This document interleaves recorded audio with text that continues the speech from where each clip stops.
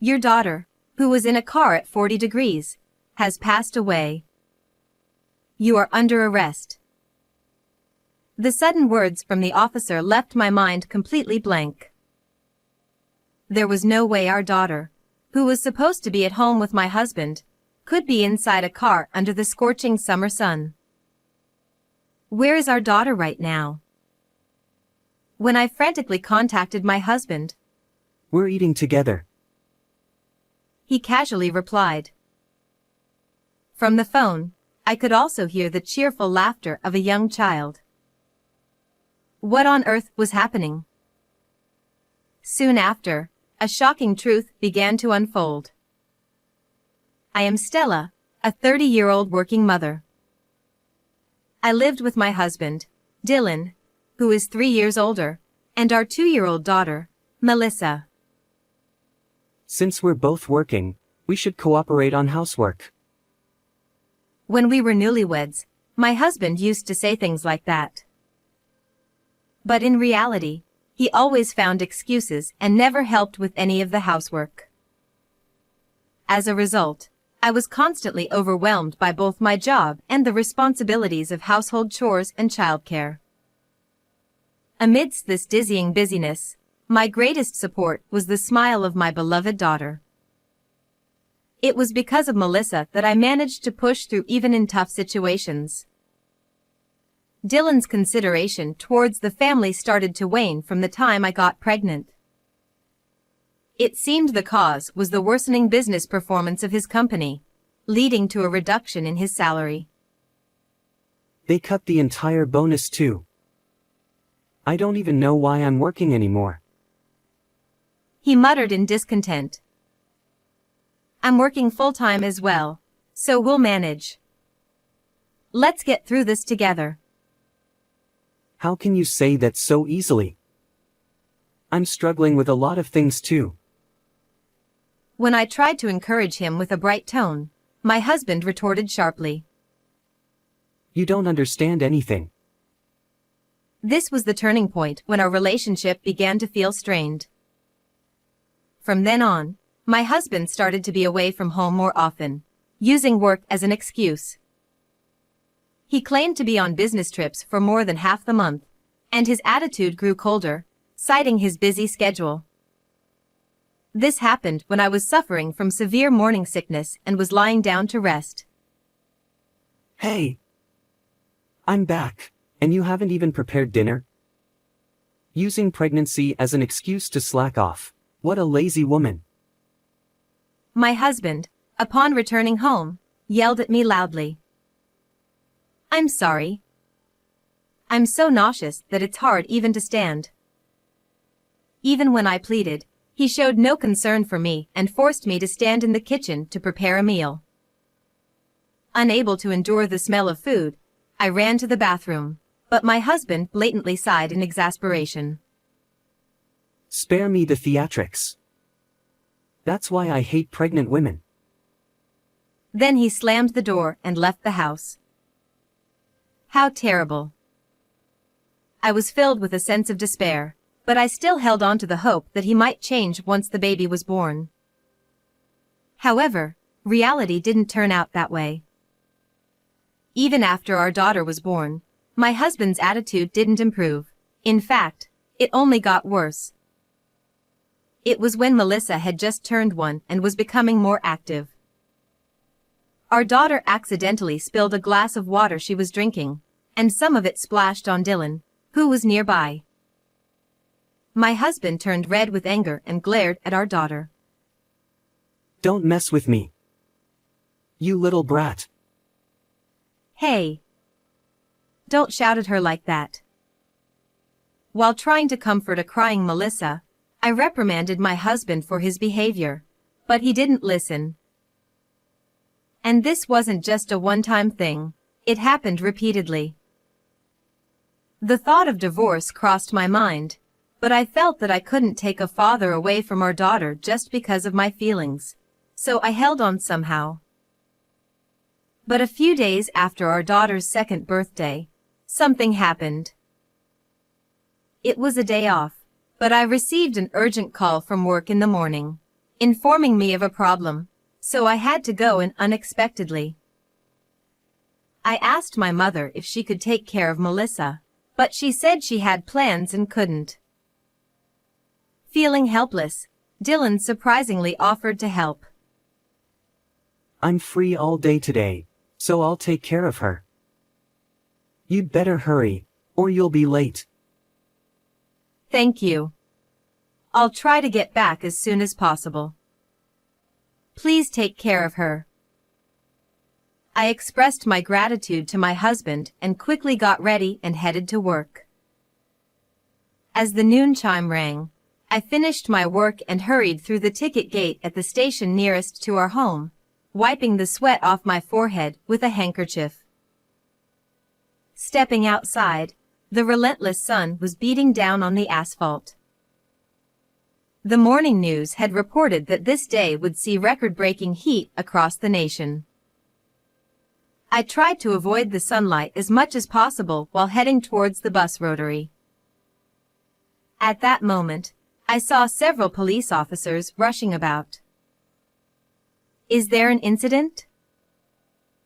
I casually followed them with my eyes and saw a crowd of onlookers, and at the center of their attention was a car. Huh? Isn't that? I muttered in shock. It was my own car, surrounded by police. I couldn't understand why my car was there. I hadn't driven it that day since I don't use it for commuting to work. Excuse me. I couldn't just leave it like that, so I cautiously approached one of the officers. When I identified myself as the owner of the car, they gave me a stern look. Your daughter, who was in a car at 40 degrees, has passed away. You are under arrest. What? That can't be. The sudden words from the officer left my mind completely blank. According to them, a passerby had found a girl unresponsive in the car and called the police. Melissa should have been at home with my husband. This couldn't be happening. But the child found in the car had already been taken to the hospital, and I couldn't even see her face. I told the officer I needed to check something and frantically contacted Dylan. Where is our daughter right now? Why are you asking all of a sudden? We're eating together. He casually replied. Moreover, I could hear the cheerful laughter of a young child in the background. What was going on? I hung up the phone, bewildered, only to find the police officers glaring at me with anger. We need to hear the details. Please come with us to the station. Thus, I was taken in a police car and questioned at the station. They repeatedly asked me the same questions, and I gave the same answers each time. Several hours later, I was finally released. I decided to rush to the hospital they had mentioned.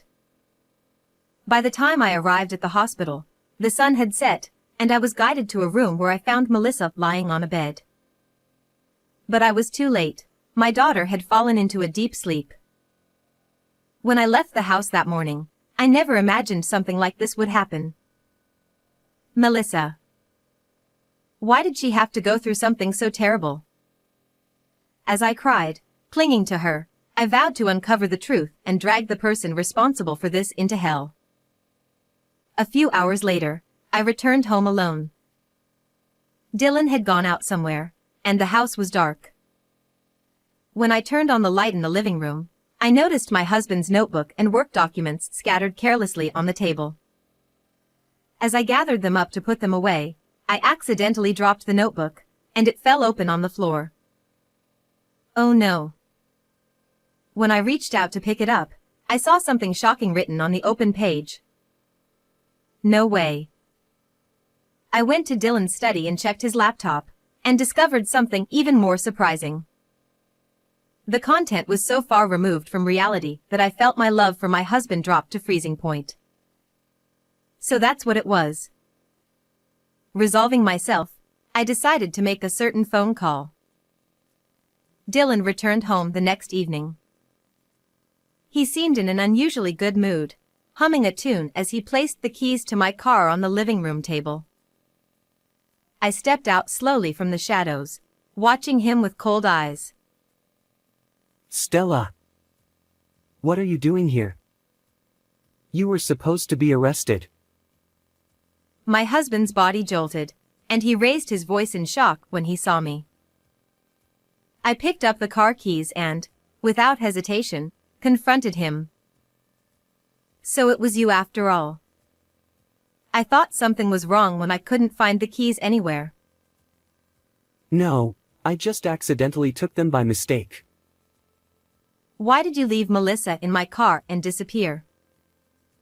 Perhaps sensing my growing anger, Dylan took a half step back. What are you talking about? I don't know anything. There's only one key, so how else could the car have been moved to the station? Only you could have done it. That's... My husband faltered, looking down, but I didn't stop my pursuit. At that moment, I felt an overwhelming surge of anger rising within me. The temperature inside the car exceeded 40 degrees in that scorching heat.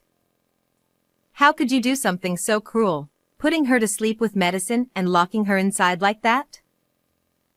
In fact, the examination revealed that Melissa had traces of sleeping pills in her system. I tearfully confronted Dylan about this, but he just flashed a sly grin. I told you, it's not my fault. She just disappeared on her own. That's impossible. How could a 2-year-old get into the car by herself and drive to the station? Does he not realize how absurd he sounds? When I presented something to him, he clearly showed signs of distress. Why do you have that? What I held in my hand was his pay stub, which had been tucked into his notebook, along with a photo of a young woman holding a child about the same age as our daughter. When I suddenly showed these to him, he looked flustered, and beads of sweat appeared on his face. What's this all about? You said your salary had drastically decreased and that your bonus had been cut, but you've been getting paid properly just like before. No, that's not. And her name is Demi, isn't it? You're such a scumbag, cheating while your wife was pregnant. Is this child your secret kid? As I questioned him calmly, Dylan became increasingly flustered. Confess everything. I already know it all. When I said that, he seemed to give up and, with a defeated look, began to explain what had happened. It turned out that while I was pregnant with Melissa, my husband had started an affair with a woman who worked at a cabaret club. Of course, all his excuses about business trips and being busy with work were complete lies to spend time with his mistress. The salary he claimed had decreased was actually being used for his affair. And as he led a double life, he started to see me and our daughter as obstacles. Dylan was scheming about how to get rid of both of us simultaneously, planning the timing and method. That's when he saw the news about a child who had died after being left in a car on a scorching summer day. He then thought of leaving our daughter in my car on a hot day, planning to pin the blame on me. When you suddenly said you had to go to work, I thought my luck had finally turned. Don't joke around. Because of your selfish actions, Melissa. Humph. Well, I didn't expect you to be released, but I'm going to start a new life with Demi, so let's just get divorced. My husband said this with no remorse, as if it was nothing. Do you have any idea how much that child suffered? I'll never forgive you. It's over. Melissa's no longer in this world. He sneered at my words, laughing triumphantly in a vulgar manner. But that brat was unlucky, wasn't she? If she hadn't been born as your child, she could have lived longer. Demi's child is adorable, you know. After all, her mother is in a whole different league. At that moment, I heard the sound of the front door opening. Dylan, looking puzzled, turned his gaze toward the door and, in utter shock, gasped. I called her. The person who entered the room was Demi, my husband's mistress. The child she was holding was peacefully asleep in her arms. Dylan, seemingly confused, became restless and started pacing around the room. The truth was, on the previous day, I had discovered explicit exchanges with her on my husband's laptop in his study. I also found a business card for the cabaret club where Demi worked in one of the drawers, with her phone number written on it. I had secretly contacted her to hear her side of the story. Dylan had lied to Demi, claiming he was single, and they had been dating. When she found out he had a wife and child and had left Melissa in the car to meet her, Demi was shocked and furious. As a mother of a child the same age, she couldn't forgive such an act. The child's voice I heard in the background when I called Dylan before being taken to the police belonged to Demi's child. I know I can't be forgiven just by saying I didn't know, but I'm truly sorry. She looked me in the eye and sincerely apologized again. Dylan, witnessing this, became increasingly uncomfortable, shifting uneasily and darting his eyes around. And how is your daughter? Fortunately, she's made it through and is able to talk now. My mother is with her at the hospital. When I answered brightly, Demi's expression relaxed with relief. Her genuine concern for Melissa was evident. In contrast, my husband's eyes widened in shock. What? She's still alive? Yes. Thanks to her strong will to survive. After I was released from police custody, I rushed to the hospital, where the doctor informed me that while my daughter had been unconscious at one point, she was out of danger. Melissa, who had bravely endured her treatment, had fallen asleep from exhaustion. No way. Demi then turned her determined gaze toward Dylan, who was looking downcast. When I reached out to my estranged parents, they scolded me, telling me to come home right away. I'll be suing you for deceiving me about your marital status and for child support. Wait. Hold on. I was planning to start a new life with you. I can't deal with that. Dylan's voice was pitiful, but Demi only gave him a cold stare. Then, she bowed to me and left the room. My husband then looked at me with pleading eyes. Stella. I must have been in a bad dream.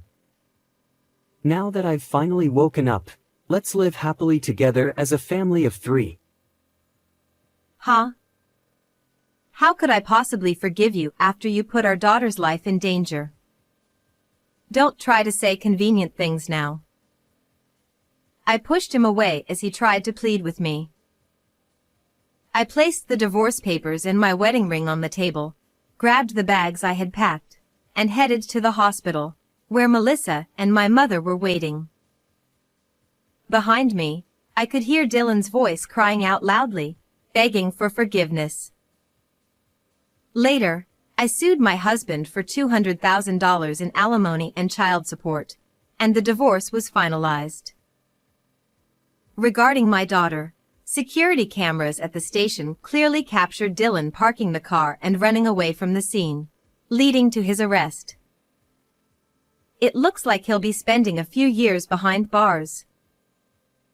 The incident was widely covered in the news, and my husband's face and real name were broadcasted for all to see. After facing social condemnation, he was fired from his job and cut off by his parents and friends. Even when he finishes serving his sentence, there won't be anyone waiting for him. He'll likely end up living a miserable life, drowning in debt to pay off the alimony and child support, but I don't care what happens to him now. As for me, I've returned to my parents' home, and with their help, I'm doing my best to balance work and raising my child. Every day, Melissa's adorable smile gives me the strength I need. It's my motivation, and I want to become a strong mother for her so we can have a happy future. How was this story? Please don't forget to subscribe to the channel. See you in the next video.